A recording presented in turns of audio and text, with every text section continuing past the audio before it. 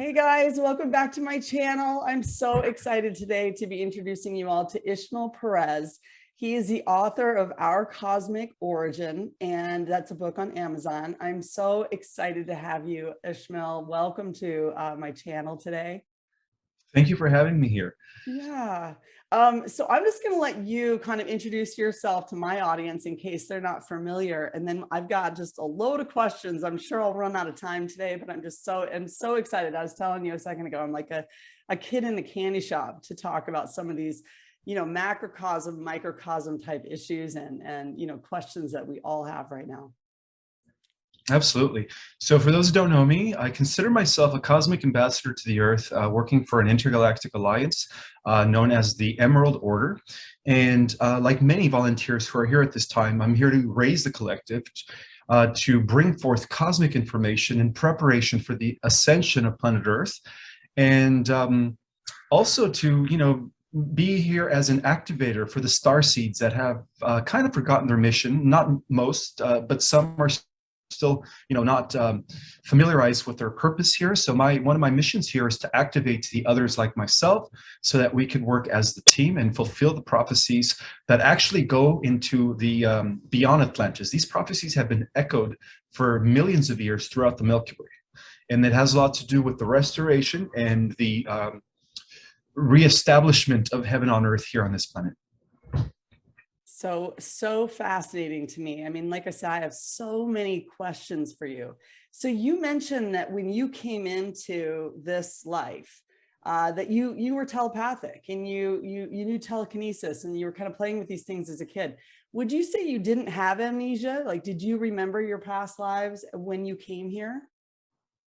Not my past lives, but I knew that I was different from the beginning because my consciousness was wired differently than the rest than most humans. I came in fully aware of my abilities, and a lot of it has to do with also me being part of the secret program of super soldiers. A lot of my genetics were upgraded. In fact, I was developed in a petri dish for the most part, and then put in my mother's womb. Really? As a surrogate, yeah. So I'm a combination of different meta-terrestrial races put into my body to serve within the off-world programs that have working for the benevolent forces to fight this cosmic war against AI, and not only our universe but in other universes. So from the beginning, I already had this DNA intact. I was communicating with plants, communicating with animals, reading people's thoughts at the age of 4 and 5, and playing with telekinesis. So I was just from the beginning, I was wired differently. However, I was forced to suppress my abilities because my grandmother was a strict Catholic and very religious, and one day she came into my room when I was teleporting little toys from one part of the room to the next, and she called the local priest, claiming that I had been demonized, that I had been possessed, and they threw holy water on me, and they were trying to they were asking me, like, identify yourself, demon. I was like, there is no demon in me. What are you guys talking about? So that kind of really just forced me to suppress my abilities, because at that point my grandmother saw me as this different thing. She thought I was the Damien's whatever. She's too what's the word that I'm looking for, superstitious. And so from that point on, I was forced to go to church, not just once a week. I was forced to go to church twice a week. I was forced to go to these rosary prayers for 2 hours. Imagine being a 5-year-old and being forced to kneel and pray the rosary 3 times a week because they thought that was going to help release whatever it is they thought was in me, because they didn't understand this stuff. So my upbringing was pretty rough, growing up in a very fundamentalist religious home. It wasn't until I was 20 when I discovered Kriya Kundalini Yoga after reading the autobiography of the yogi, which was an eye-opener for me when I realized, hey, I'm just like him. I'm a mystic, And that's when I kind of re-snapped back into, or re-triggered myself back into, my youthful days. And that's when I kind of just started remembering and started meditating. And as a result of meditating, I was just connecting with my higher self, connecting with my star family, receiving massive downloads. So there is a distinction between channeling and downloads.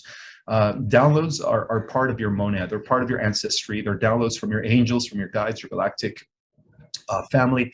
Channeling could come from different entities that are not associated with your, surrounding sphere of positive influences. So we have to be careful, because some people do channel entities that are posing as the Ashtar, that are posing as these galactic commander federations, but they're actually promoting false light. And that is the difference. One of the ways that I tell people to distinguish the difference is by feeling it in your heart. If you feel that the information is not resonating in your heart, then it's coming from an imposter, perhaps a reptoid or a gray that is posing as one of the commanders. But when you do feel it in your heart, it's because it's coming from, positive entities. And that's one of the things I find very fascinating about you. You speak with very divine authority on this topic. Like, you never say things like, well, it's based on my research, or this is what I think, and you take it or leave it. Instead, you speak with authority and resonance. Is that by design? Did you practice this? No, not at all. I'm just, I came to the realization that when I am being interviewed and when I'm doing a lecture, I connect with my higher self, and I just allow my higher self to just flow. And that explains why I speak so fast, because it's my brain, my mind, the way it works, it's just going at like light speed. So I'm like trying to convert these concepts into human words so that I could express what I'm trying to say. So it's hard. But it's my higher self that speaks through me. That's just the way I see it. Yeah. So you talk about telekinesis. That's kind of like that movie Phenomenon. Like, could you show us that? Is that like literally something that you can still do? Do you still practice it? You know what? I do in private. I don't like to promote these abilities until the time is right, because again, I am part of the programs, and I just don't want to, strike a wrong chord with anybody who is still monitoring me, because I am being monitored. I'm being monitored by the Galactic Federation, by the higher forces beyond them, by the angels, and then of course, the different groups. I'm being monitored by the White Hats, the Alliance, and then of course the Cabal has known about me since I first published my book 14 years ago.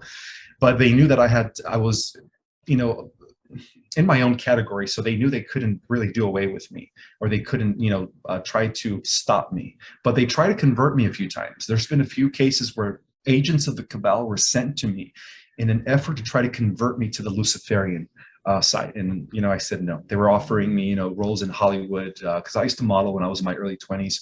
I did it for just to kind of bring in extra income, and they would come in and try to like convince me or seduce me. We would make you the next Brad Pitt. You'll be on People's Most Beautiful Men Alive. We'll do everything for you. And I just said no. I don't want. That's what celebrities do. They sell out to you guys. Yeah. And that's just not my mission. My mission is different. So they tried to convert me a couple of times when I was in my early 20s. I've noticed that too. I know that a lot of starseeds have been approached by people that are practicing telepathy and maybe even remote viewing, but they're not using it for the light. And so are we all being tested in a way? Like, is this kind of like a spiritual boot camp? Very much so. Yes. Yes. But when the time comes, we will rise as the next stage of human evolution. And scientists have already been predicting this for 30 years based on, sudden leaps in I guess what they call intelligently driven evolution. Nothing does happen by accident. Even, the genetic mutations that have been taking place for millions of years throughout the multiverse have been intelligently designed. So everything's driven by intelligence there. The universe itself is a cosmic blueprint. It was all by design. There is no such things as accidents. Really? So I'm curious about, you mentioned that that you were made in a petri dish, or that they were kind of organizing. Is it possible for a soul to be fragmented and then be carried out into multiple individuals or people in this incarnation? In other words, I've heard people say things like, in this end times, in the Mary Magdalene, soul has been fragmented and is alive and well in many, or encoded in many people throughout the world. Is that possible? Or those are people that have served within the Solar Warden programs, but I served within a very elite branch known as Radiant Guardians, where my consciousness wasn't fragmentalized. They can't clone me. I'm one of, I guess, what they call type of breed that cannot be clonable because of what I am and who I am. Interesting. Okay. But however, I do have 97 or 96% of my consciousness that is operating with different avatars in the higher dimensions. And I'm still very active there, So I'm still part of the galactic wars. I'm still fighting in the astral. Well, not anymore. We just cleared the astral within the last few months. But throughout my whole life, I've been actively participating in these other dimensions. Yeah. Yeah, I'm very curious about that. Okay, so you mentioned avatars in the higher dimensions. I mean, I think everyone's just doing our best to understand these things. So bear with me. Everyone learns different. I tend to have visualizations. And, probably about 2013 is when I started to become activated. And I started realizing that, first of all, I needed to self-heal. And so I went inward versus where you went sort of outward. You went into the macro, I went into the micro, if you will. And we do have universes within us, the chakra systems, et cetera. So I always use my body as a cipher, you know what I mean? Like, if you will, but I also use my visualizations. So when I'm trying to understand third, fourth, fifth dimension and what that is to embody those, right? For me, I was having visualizations. So from 2013 on, it started out just setting my inner child free, watching her evolve into sort of this beautiful golden angel, and then watching that evolve into a light body. And I kind of assumed those were the three, you know what I mean? Like one was 3D, one was, because I could see my human form too. And I mean, she's not nearly as patient as my angelic form, who's like all knowing. And then, the light being can sort of give out all this light and heal people and actually implant light within or offer it to others. So is that what we're talking about with 3, 4, 5D, or are we talking about something entirely different? Are there actual earth suits or avatars that we are living in the same time-space continuum? Yes, it's both. We are living in the same time-space continuum, but operating on different frequencies. See, what separates the different levels of reality is vibration.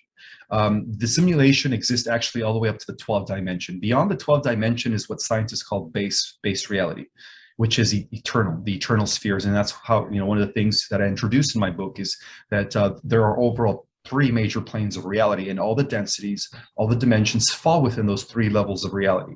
We have the eternal spheres that have always existed, known as the spiritual realms, which is equivalent to what I call in my book, the mother universe, without beginning or end. And this is also proven through quantum physics, superstring theory, amp theory, and all the new evidence that is coming from the quantum field that there is a realm of eternity, except scientists call it the metaverse. I call it nothing to do with Zuckerman's metaverse, but they call it the always existing realms, right? No beginning or end. And then there's the etheric realms, which equates to the mental plane of reality, where the eternal realms begin to, by the lowering of frequencies through a process I call involution, which is from the top down, descending of spirit into matter. Then we have the existence of the etheric spheres, which are semi-eternal. And then from the etheric spheres, or which is what we call the mental plane of reality, then precipitates matter, and the material spheres are what we call in the esoteric tradition, the world of manifestation. And the world of manifestation is actually held together by geometry and vibrations and sounds and frequencies. So that's how the simulation works. It's all being projected from the mind of the mental plane of reality. So do we kind of, through our soul body, create our avatar? Like, is our avatar sort of a reflection of the soul itself? Absolutely. And that is the reason why when the fallen angels translated into the material plane of reality, which I describe in detail in my book, they inherited these grotesque, awful physical forms, which became like, denoids, reptoids, and just creatures, what we consider monstrous, demonic, right? However, when the angelics, or those that remained loyal to the one, because that's what distinguishes the positive ETs from the negative ETs. The positive ETs all follow and are associated with the law of one, unity consciousness, everything's alive, everything's sacred. Those that disassociate from the law of one are part of the separative type of consciousness, where they see things as, everything's separated, therefore it's all about me. So that's when, the ego comes in, which is the first deadly sin. And that's what distinguishes these 2 categories. So the light beings that served and continued to honor the light became the most beautiful physical angels, and that's how the angelic kingdom came into existence, or what we call the Adam Katman in terms of physicality. The Adama, our origin. That's so interesting. Okay, so a lot of people are aware by now that this is the end time prophecy as it's stated in Revelation. And obviously you've gotten into the bloodlines. I've been super fascinated with this. And it's just incredible to see how Trump and the Patriots and the White Hats have just dominated in the stars ever since 2013. But I'm curious, a lot of people are expecting a second coming. And it says in the Bible that he would come in the clouds and that he would come in the stars, the morning star, which actually in the Bible interprets as Jupiter. But is he actually, do you believe he's going to be coming, or, you know, in some fashion or some form back? Do you think we'll see Christ come back? Well, the esoteric or metaphorical meaning of the second coming, which again, you know, what we read about in today's scriptures, not just the Bible, the Quran, and other scriptures, is a edited version of the original text. The original texts say that at the end of the cycle, which is now right at the beginning of the 21st century, that a new set of gods and goddesses would emerge. So the second coming of the God, of the Christ with the angels, is really the activation of the Christ mind in all of us, all the light warriors, all the star seeds, all the celestials that are down here in human form. So that is the true metaphorical meaning of the second coming. It is the activation of the Christ mind within all of us. So in a sense, it's like, you know, the star seeds are the second coming, and that's been prophesied about. You know, they're called the elect, the 144,000 that were sealed with the seal of the Lamb, and the Lamb represents the Christ mind. See, the Christ mind is what is known as Christ is unity consciousness. It is a mind that civilizations beyond the fifth dimension and up are already living in. You know, so that's what explains the different kingdoms of light that exist on these different levels of reality. So that's what the Christ mind is, but it's also technically the mind of the Logos. And what is the Logos? The mind of the universe, right? Mm-hmm. So Christ was a perfect example of demonstrating unity consciousness. And so that's what the second coming of the Christ is. That's the meaning, I'm sorry, of the second coming of the Christ, is the awakening of the Christ mind within us. And that's what's happening. I love that. You know, I know a lot of my followers really resonate with that. And I feel like if I were to look back on, because I've started to become aware of other timelines as well, that maybe I'm living on, and other versions myself, but there's no other version I'd rather live in right now. I mean, we're all about to be set free in a way we've never even seen in this earth plane, right? I mean, this is such a time to cherish. Yes, the Galactics are actually calling it the Great Cosmic Reunion. And upon the ascension, it's going to be a jubilee, you know, that is going to be celebrated across the cosmos as this earth now becomes the new hub of the multiverse, you know, the new headquarters, kingdom of light. Yeah. That is so crazy. All right, so let's talk about the future. They say that, you know, the 7 mountains of influence will crumble and a new kingdom of heaven on earth will arise. And so what does the future look like? I mean, what do you think it looks like here on this plane? Very, very heavenly, very beautiful. The future is, for those that are taking the positive timeline, it's just going to be, you know, full of abundance, full of joy, you know, peace, harmony, love. It's going to really be a time to excel and cultivate our talents, where we only just focus on spiritual evolution, where all the physical needs are just going to be provided for us. You know, at that point, we're not going to need to work from 9 to 5. We're not going to need to worry about paying our rent or our bills. It's going to be such a better reality. And as we continue to progress in higher levels or higher dimensions, things just continue to get better.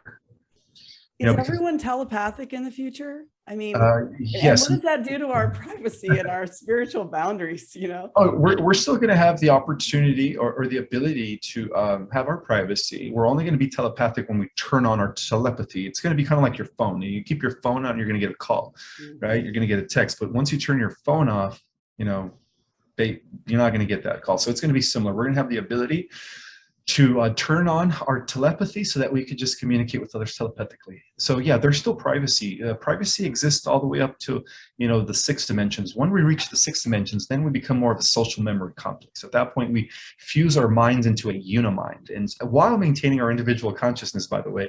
But as we go higher in dimensions, we actually just reverse the process of the one fragmental, you know, dividing itself into the many. And that's what the ascension is. You know, the opposite of ascension is descension, which is what I call in my book the involution of spirit descending into matter, which gives the idea of separation. But as we continue, or as we reverse that process, then everything comes back together as one.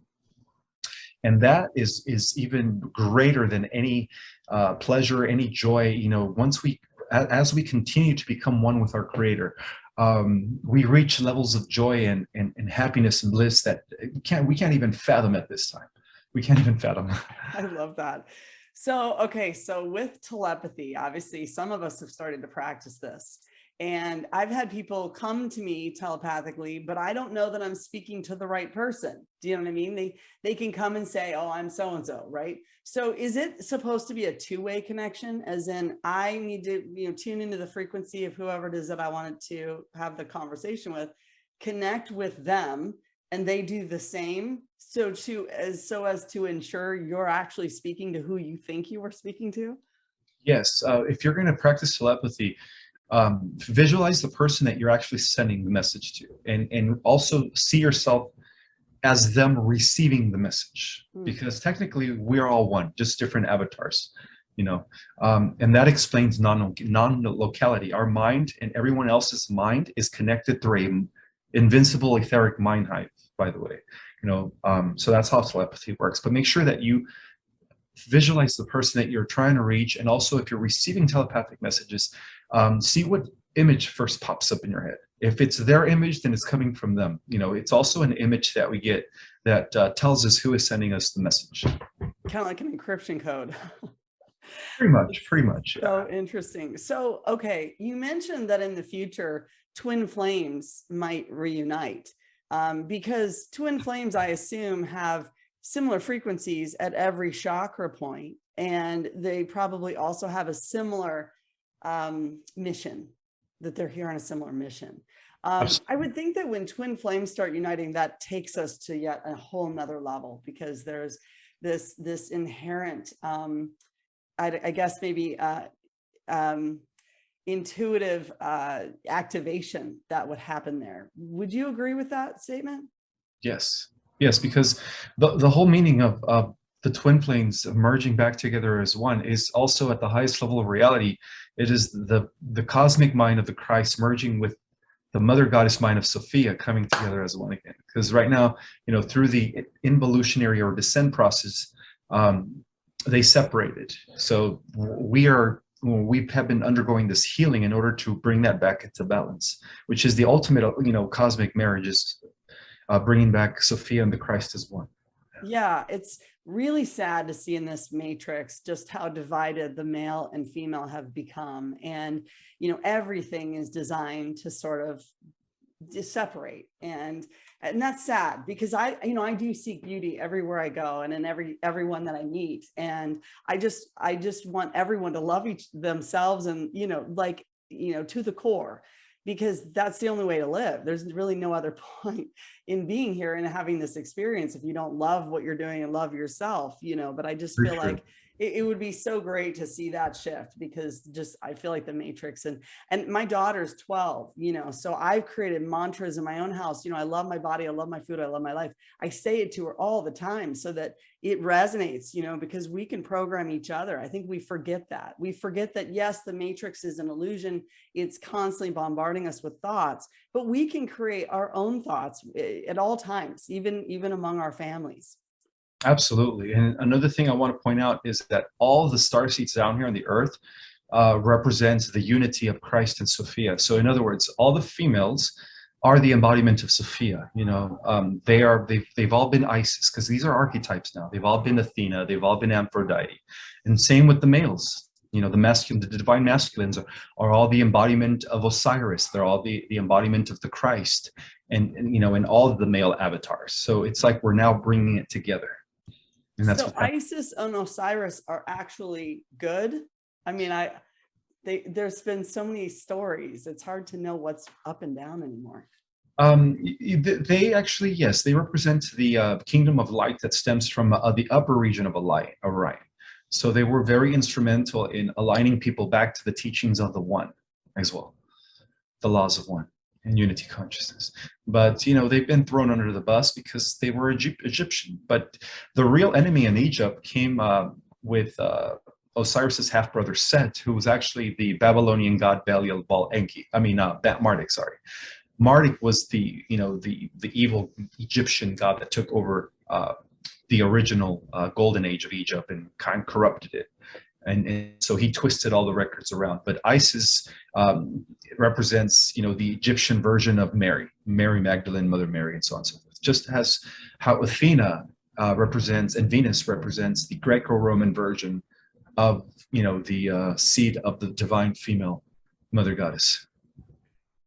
Okay, so let's talk about Orion. Okay. So you mentioned there's this, I don't remember what you called it, Order of Orion or something, and they were evil. But in the Bible, the Orion Empire, yeah. The Orion Empire? Yes. Okay.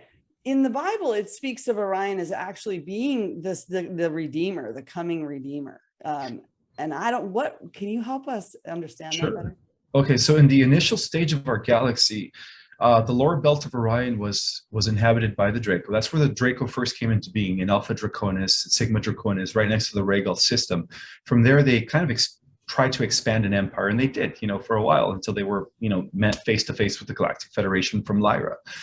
And so that's where originally, since evil first took root in our galaxy, the forces of light have been very instrumental in redeeming that region. Because for millions of years, the region of Orion has been a hotspot of galactic wars. That's how they get the version of Star Wars. When we watch movies like Star Wars, it's actually talking about the Orion Wars. It is a war that took place between the upper system of Orion, which were representing by, the lineage of Michael. And that's why, the Jedis always had the blue, right? The blue, because the blue ray represents Michael, which comes from Sirius, by the way. And then you had the lower part of Orion represented by the red, right? Animosity, the Sith Lords. And so that's how George Lucas was able to write Star Wars. He took from, the concept of Orion, and he just created his own version of those wars. Oh. But the reason why prophecies in the Bible have said that the Redeemer is coming from Orion is because Orion was the last region to be restored in our galaxy. And so that just recently happened within the last few years. And so that explains why, some believe that the New Jerusalem is actually hailing from Orion. And there is a mothership called the New Jerusalem. And that New Jerusalem is inhabited by all these positive beings that redeemed Orion and are now here to bring forth, or assist us in the restoration of our planet. But yeah, Orion was always a huge, huge Battlestar Galactica for millions of years until recently. Wow, because we know that there are recreations of Orion, at least the star formations all over this Earth plane. You've got it at even Building 1, Building 2. Even in Tower 1, Tower 2, Building 7 in New York, as well as in, the pyramids of Giza and in the St. Peter's Cathedral in Rome.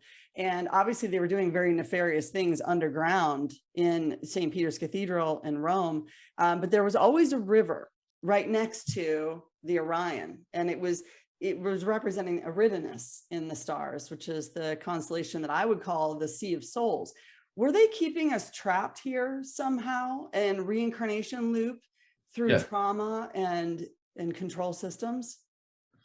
Yes, they've been doing that for thousands of years, but that system or that program has been dismantled now. Because I don't know if people realize, but there's a dagger, like Orion has a dagger on his belt. If you look at the picture, and JFK Jr. on his right arm has a dagger tattoo with a Z at the end, meaning the Alpha, the Omega, the beginning, the end, the one who is, who was, who always will be. I find that very interesting that we're seeing the Z, or the finisher, the ending, all over the tanks in Ukraine, and we're seeing this even in the relief packages. The Z is showing up everywhere right now. How fascinating is that? Very, where things are about to be restored. Do you think he knew anything about the story of Orion and the finish of this war? Absolutely. The Kennedys actually had access to time travel, and that's one of the greatest secrets, which in essence, served the White Hats. And that's why they were able to secure the most positive timeline. In other words, they used time travel to checkmate the Cabal on every probable timeline so that the ascension could take place. The liberation of the Earth, the fall of the Cabal, all that's happening because of this time travel technology that fell in the hands of the White Hats back in the 50s. Thank God that the Federation has been working with them, because they inherit all this advanced technology by the Federation. See, the Federation they have to honor their prime directive. They can't intervene, but they could help from behind the scenes and give the technology to those that are working against the evil, right, that they're fighting, because the evil that they're fighting here is the same evil that they've been fighting in our galaxy for millions of years. It's just that now that conflict has now come to an end in favor of the light, which is victory for us. Right. So can everyone time travel in the future? And doesn't that kind of mess things up a little bit? Like, can't someone just go get a hold of an almanac and go, you know what I mean? Like, how do we stop that from getting in the wrong hands? Well, there's two concepts of time travel. You could time travel in your mind, like remote viewing, where you're not affecting the past or the present, because every time, when people do physically time travel, it seems like they always alternate the timeline, and that's been a huge issue. And so there's two types of time travel. In the future, yes, we're going to be able to time travel, but only through our consciousness, not physically. That type of ability is going to be restricted, of course, because we've worked so hard to secure the positive timeline. So why are we going to allow that technology to be given to those that are very immature and are not Christ-like, that might use it to reverse the timeline? Right. We don't want to repeat this war again. It took millions of years for us to restore the Milky Way galaxy, and yeah, so there's going to be a restriction on the physical aspect of time travel. But as far as like becoming multidimensional beings, we will be able to time travel with our mind, but just to kind of project our consciousness into the future and then back to the past at will when we want to. Yeah, I've found that you can time travel even to times maybe you're not living in now, to just change or alchemize some of the trauma it may have caused and or remember it differently, so as to help yourself in the future. Have you used that as a technique as well? Actually, I have. Yes, I have. I visited future versions of myself. That's how I was able to retrieve information regarding the final battle after the millennium. And, that's prophesied about in the Bible, right? For 1,000 years, for, the beast, which is AI, will be sealed, or at least, suppressed. It's not going to be an issue, but after the end of the millennium, there's going to be one final clash against the beast. So I was able to actually project my mind to see the outcome of that. And we, in the future, we're like super powerful. We're like beyond X-Men. So we do win that war. That's crazy. Do you have an idea of what your superpowers are going to be? It all depends on how much level of genetic material and capacity I use. At 30%, we're able to teleport, read minds, project our consciousness anywhere we want. At 50%, we're able to manipulate time and matter, pause everything where everyone's just frozen. An example of that is the movie Lucy with Scarlett Johansson.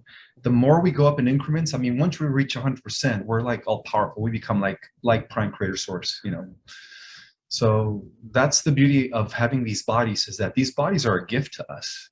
These are the most advanced biological quantum living computers that have ever been developed in the multiverse, and we have them. That's why when people say, we're going to die and, we're going to go back to our pod where we're sleeping in stasis and reunite with our original galactic body, that's false theory. We're multidimensional. What's happening is an integration, a collapsing of multi-dimensions as we ascend. So we're going to just integrate those avatars, those different versions of ourselves with this version. And that's how we're going to become spiritualized or immortal. That's something I've been saying a lot too. We're being offered eternal life. What does that mean to you? Does that mean we have a choice? We already need the choice to have eternal life. And that's why we're here in these avatars, these beautiful bodies that, once we start using more than 10%, we're not going to die anymore. We have the immortal gene active or inactive within our dormant DNA. Oh my gosh. I'm seriously so overwhelmed right now. I have so many questions and I know our time is running out. So maybe we'll have to plan a part 2. But okay, so let's talk about angels and demons. There was this scene in the movie Constantine where, the main feminine character says, well, it's people that turn on people. I don't believe in the devil. And Keanu Reeves, just looks straight at her and he says, well, he believes in you. And at the end of the day, he's very aware of what we're doing. And they know how to summon demons, but yet we've never been taught how to command our angels. And I kept asking, how come we're not commanding our angels? And why would we even command angels? Aren't they above us? Do you know what I mean? And then it's because it's a free will realm. Do you have thoughts or feedback on that kind of concept? Well, angels and demons are really just positive, benevolent extraterrestrials and fallen regressive extraterrestrials. So we could say that the demons are the Draco. The biblical demons are describing the Draco. The biblical angels are the Pleiadians, the Lyrians, the Arcturians, the Andromedans. So yes, it is. We should be invoking, our star family for assistance, because one of the reasons why they haven't yet established first contact is because not enough of us are reaching out to them. But we're living in a time where many people are actually connecting to their star family, which is amazing. So people should expand their thinking, and they should learn to command and or request assistance. Absolutely. It's part of our birthright. I don't mean to sound, like we're like God's masterpiece, but in a sense we are. So that's the reason why they were there to serve us. So the angels are actually waiting for us to command them. They're here to serve us, because they know that we're God's ultimate masterpiece. Wow. I mean, that's really powerful. I need to do more of that. I think we all need to do more of that. Would that speed up the timeline? Absolutely. If everybody started, going within and starting to, request help from the angels, the angels will respond like this. There was something my buddy told me a few years ago. He says, there's a huge unemployment line in heaven. And I said, why? He says, because not enough people are invoking the help and the assistance of the angels. I'm like, oh God, they're unemployed. Yeah, so they're waiting for us to invoke them. Oh my gosh, that's so interesting. So okay, we talk about an ascension into 5D. And so are there angels operating in higher dimensions that are with us, that chose to stay with us at this time? I've been told maybe, part of our bloodline or people that are part of our ancestry that are here. Is that what makes up our angels? Yes, our angels is a collection of your ancestors, which also consist of your spirit guides, or part of your spirit guides collective. It consists of your higher self. A lot of versions of ourselves that are existing in these higher dimensions are also part of our team. We have a whole team of invincible helpers. We just, like Napoleon Hill says, all we have to do is establish some sort of rapport, some sort of intimate relationship with them, and they will do the work for us. Wow. But it also works both ways, in terms of like the Cabal's, sorcery. At the highest level of the Cabal, there's been sorcerers, right? Like Aleister Crowley and these, evil black magicians. They operate the same way. They've been working with Greys and Dracos, and that's why they're able to do what they did. What's his name? John Dee, the sorcerer that was working within the courts of Elizabeth I 500 years ago. One of the reasons why they were able to defeat the armadas that were coming from Spain was because he was invoking the help and the presence of the Draco to use advanced technology to create those royal turns, and then they all just kind of went into the sea. Queen Elizabeth was saying to John Dee, well, when can I send my troops? They're coming. And John Dee said to her, don't worry, I'll take care of this, because he was a sorcerer. So black magicians and sorcerers have always been assisted by, or have been working with the Draco and the Grace. And those are the demonic forces, obviously. It works the same way, Right, but it seems as though to have control over, to put in control systems takes a tremendous amount of energy. I mean, the amount of energy it takes to control people who are naturally sovereigns, it seems like it would take just, it's sort of like the power of a negative thought is far less powerful than the power of a positive thought, right? So it seems like to be resourceful would be far better than to be into sorcery. In other words, allowing nature to divine with its natural state. You know what I'm saying? It seems like, in other words, what I'm trying to say is it seems like the people that work in the light would have far more power than those working in the dark. And they do. Because also at the highest level of the Y hats, see, the Y hats have been around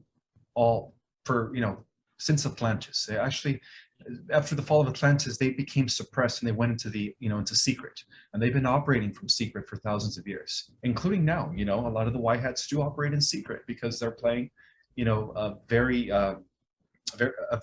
intense game with the dark hats. So at the highest levels of the Y hats, we've also had magicians like working with the white magic and the white light and healers, you know, like Gandalf type figures, like Lord of the Rings, right? Gandalf was one of the guardians of Earth. Mhm. So we do have Gandalf type figures that have been assisting the white hats for centuries, by the way. And it's easier for them to work with the angels, yes, because they work with the angels in the Galactic Federation.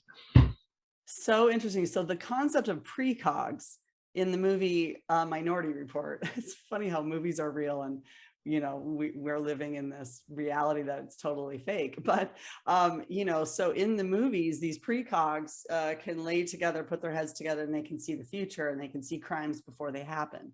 I've been told there are military operations where, you know, 6 or 7 intuitives can come together and they can help and assist, you know, in military operations where people maybe are going underground and they need the safety and the protection of the precogs. Is that true? Yes, that's been part of the secret space program.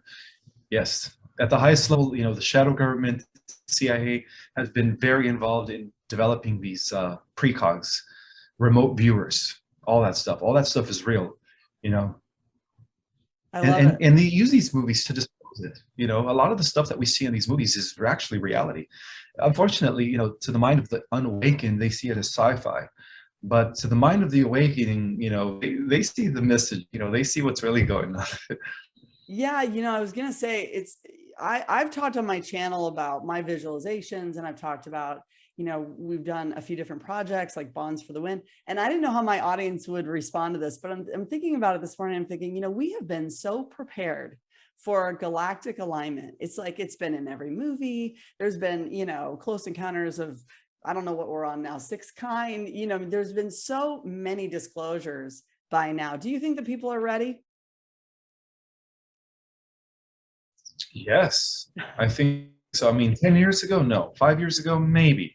Now, due to the, you know, the increase in the acceleration of the the collective consciousness, yes, I think people are ready now to understand that we are not alone in the universe, that the universe, the multiverse rather, is teaming up with life, and that you know, we are part of a greater galactic and intergalactic and ultimately part of a cosmic society. Okay, so let's talk about the ascension. So once we reach the 5D, for those that don't want to ascend, can we go back and see them? Do they have any memory of us? I mean, what happens to those that maybe didn't come here on a contract to ascend up to the 5D? Are we totally disconnected at that point? Not necessarily. For the majority of the humans, which are non-star seeds, what I call in my book the newbies or the Earth Terrans, they're at least going into the 4th dimension as a collective. Will they be aware of us? Oh, absolutely. They're going to have memories of us. We're going to have our memories intact as to what we were when we came into these mortal bodies. And we're going to be able to, through the lowering of our frequency, come back into the 4th dimension and interact with them as well. But they're going to see us more as angelic. You know, that's why intelligences from the higher dimensions have always appeared as angels, but in that level of reality, they are as physical as me and you. That's so, okay. So it seems like we're having a big test. Like it just feels like a test after test after test. Like I said, spiritual boot camp. Do you think there is a judgment? You know, is there a throne of Christ? Is there a point in time where us as starseeds are judged if we don't take our rightful position? Well, because of the fact that we are the Christ, the higher self, our higher self is the Christ within all of us, we become our ultimate judge in the end. Really? Yeah, there is nothing external of ourselves that is going to like sit there on a throne and judge us. No. We're constantly being judged by our higher self. Not judged in a bad way, but in a way where it's like, you know, the universe is constantly sending people, circumstances to kind of get you back into alignment. But that's your higher self's version of bringing you back into, you know, your mission and your purpose. So as far as like this external judgment, no, that's all fear-based. That's all, you know, part of organized religion, and that's all coming to an end. So ultimately, we are our own judges. Yeah. Yes, I always wondered about why are we so hard on ourselves? Why are we so, you know, self-aware? You know, in fact, I was learning about a research study that they did and asking people on their deathbed, you know, what would you have done different? And they said, I would have loved myself more. I would have accepted myself more. I would have judged myself less. You know, maybe I would have enjoyed who I was and found the joy in the experience a bit more. right? Do you agree with that statement? I mean, it's definitely Absolutely. kind of a moment in time where you're going through the biggest transition that we know of, right? And so a lot of people carry a lot of fear of death. But when you come to that day or that moment, you kind of ask yourself, did I do it right? Exactly. Yeah. Yeah. So right now there's a lot of people that are getting caught, for things like, voter fraud and trafficking children and stuff like that. Who's handling the judgment of this? I mean, are these just all military tribunals? I mean, Yes, well, what's happening here is a small reflection of what's happening on in the cosmos. It turns out that in many galaxies, there are intergalactic tribunals taking place right now. We're not only dealing with the Draco, we're dealing with other negatives, regressives that have been working for the AI God that have plagued other galaxies and stuff. So as I speak right now, there are intergalactic tribunals that are taking place. As well as in our galaxy. Our galaxy is going through a intergalactic tribunal. Many Greys and Dracos are actually being, they're going to be getting what's coming. And that's also now reflecting here in our world. So it's all happening at the same time, but on different dimensions. wow. I mean, that again, that sounds like so much work. I mean, I know that we only see maybe the very tip of the iceberg of what's really going on behind the scenes, and that is just even more reason for us to feel grateful at this time. So if you can tell the white hats, thank you. Well, they know, they know we're grateful for them. I'm sure they see a lot of these, interviews and they know that we're cheering for them and, that we're here spreading their message of hope and peace and love and don't worry about anything. Everything's under control. Nothing's going to stop what's coming because overall, God is in control and the white hats, the Alliance, the Galactics, they all answer to the one. Michael is at the head of the forces of light. If you really want to get technical, who is leading everything from the highest level of reality beyond the commanders of the Galactic Federation? We have Christ Michael, who is the Wow. overseer of our universe. Really? Can you speak a little bit about Archangel Gabriel as well? Sure. Well, Gabriel is actually Michael's firstborn. Yeah. Yeah. So Gabriel is also an archangel. Well, there's different, those are archetypes, but at the same time, they do take form. They exist in all the archangel archetypes exist within all of us. But at the same time, it's come to my awareness that these 12 archetypes, or 13 now with Gabriel, they're now in embodiment in human form, and they're going to be the core of the 144,000. They're what you call the Elohim in the flesh, and they all have returned. Wow. So Michael is here, Gabriel is here, Raphael is here, Ariel is here, and all their female counterparts. Michael has Michelle or Faith, your new name, right, Michelle? That's very divine. She happens to be our Heavenly Mother for our particular local universe. So every local universe has an overseer, an Omni King and an Omni Queen that oversees each universe. Yeah. Wow. It's so big. It's hard to wrap my head around completely. Okay, well, so I think maybe we should wrap this up because I'm really conscious of your time. Do you want to tell everyone how they can find you and talk about your courses that you're doing? Sure. So on Instagram, apparently I'm also on Facebook. I just don't really use it much. I established Facebook like maybe 8 months ago. And the way I set it up, well, not me technically, my friend who is, tech savvy. I'm not like tech savvy. He set it up where whenever I post on Instagram, it goes directly to my Facebook, but I don't use Facebook. So all like my messages are piling up. So I guess I should make it an effort to start replying to people on Facebook. But I mainly use Instagram. I'm under Project Restoration Zion 1. And it's just one word. I'm also doing Starseed Cosmology courses that are actually activators, giving you cosmic information that might help you awaken to your galactic and multidimensional self. I've gotten a lot of good feedback on that. People that actually took my first course in June, they noticed a difference, because at the end of the course, I teach you the techniques that I've been applying in order for you to have access to your own Akashic records and to, understand who your galactic and over higher self, Christ self is. I'm also promoting my book, Our Cosmic Origin. For those that haven't read it, it is a mind opener. It is a next level disclosure. It is restoring cosmic information back to the earth beyond everything that we've been taught in the last 10 to 15 years, ever since, the awakening began. And my book, you could find on Amazon, Our Cosmic Origin. That's so awesome. Thank you so much, Ismael. It's been such a pleasure to have you today. And I want to leave with one final question. So the concept of fate and the Akashic record or the divine scroll of destiny, we each have one, right? How Absolutely. much can we modify that based on our intention or our manifestation? Is it fixed in stone? From the highest levels of reality, yes, but all your choices that you're making here in these lower dimensions is aligning to your higher self. So we are influencing that every day by the choices we make and by the thoughts and the emotions that we have. So just be mindful of that.